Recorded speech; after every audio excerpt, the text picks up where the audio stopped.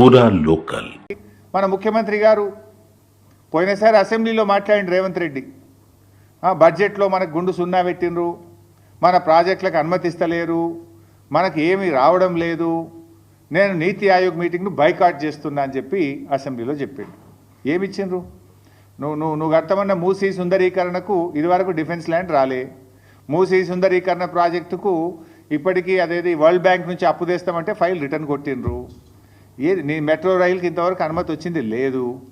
నువ్వు ఆ రోజు బడ్జెట్లో అయితే గుండు సున్నా, నువ్వే నీతి ఆయోగ్ మీటింగ్ బహిష్కరిస్తా అన్నాడు. మరి నిన్న నేను పొద్దుగాలనే అందరికంటే ముందు పోయి కూర్చున్నాడు. నిన్న నీతి ఆయోగ్ మీటింగ్లో అందరికంటే ముందు పోయి రేవంత్ రెడ్డి రాత్రే పోయిండు, పొద్దుగాల ఫస్ట్ కూర్చున్నాడు. మంచి రాముడు మంచి బాలు లెక్క కూర్చున్నాడు. నేను అనుకున్నా దీని గురించి మాట్లాడతాడేమో, ఈ గోదావరి బంకచెర్ల ప్రాజెక్టును గట్టిగా ఎదిరించడానికే పోయిండేమో, నిలదీయడానికే పోయిండేమో ప్రధానమంత్రిని అని నేను అనుకున్నా. కానీ చూస్తే అసలు ఈ ప్రాజెక్టు గురించి మాట్లాడిన సందర్భం కూడా లేదు.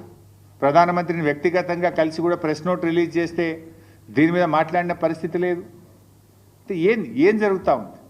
రేవంత్ రెడ్డి మాట్లాడాడు, ఉత్తమ్ కుమార్ రెడ్డి అయితే అసలే మాట్లాడాడు. ఏం చేస్తున్నాడు? నీటిపారుదల శాఖ మంత్రి ఏం చేస్తున్నట్టు, ముఖ్యమంత్రి ఏం చేస్తున్నట్టు, ఈ రాష్ట్రానికి ఇంత తీవ్రమని నష్టం జరగబోతూ ఉంటే ఎందుకు స్పందించరు?